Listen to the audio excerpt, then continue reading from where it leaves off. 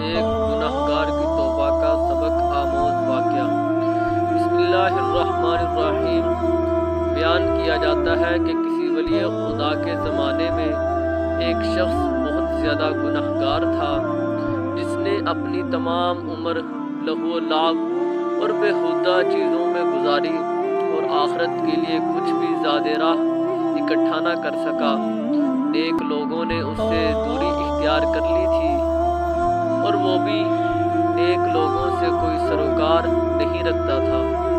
عمر کے آخری حصے میں جب اس نے اپنے کارناموں پر نگاہ ڈالی اور اپنی عمر کا جائزہ لیا تو اسے امید کی کوئی کرن نظر نہیں آئی، کیونکہ اسے اپنے دامن میں کوئی بھی نیک عمل نظر نہ آیا۔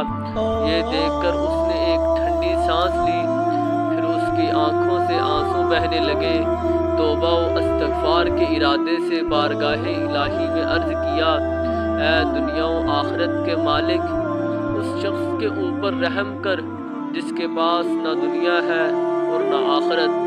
اس کے مرنے کے بعد شہر والوں نے خوشی منائی اور اس کو شہر سے باہر کسی کھنڈر میں پھینک دیا۔ اس موقع پر اس ولی خدا کو عالم خواب میں حکم ہوا کہ اس کو غسل و کفن دو اور متقی پرہیزگاروں کے قبرستان میں دفن کر دو۔ عرض کیا، اے رب العالم، وہ ایک مشہور و معروف گناہگار و بدکار تھا، وہ کس چیز کی وجہ سے تیرے نزدیک عزیز اور محبوب بن گیا اور تیری رحمت و مغفرت کا حقدار بن گیا؟ جواب آیا، اس نے جب اپنے آپ کو بے یار و مددگار دیکھا تو ہماری بارگاہ میں گریہ زاری کی، ہم نے اس کو اپنی آغوش و رحمت میں لے لیا ہے۔ کون ایسا درد مند ہے جس کے درد کو ہم نے علاج نہ کیا ہو، اور کون ایسا حاجت مند ہے جو ہماری بارگاہ میں روئے اور ہم اس کی حاجت پوری نہ کریں؟ کون ایسا بیمار ہے جس نے ہماری بارگاہ میں گریہ زاری کی ہو اور ہم نے اس کو شفا نہ دی ہو؟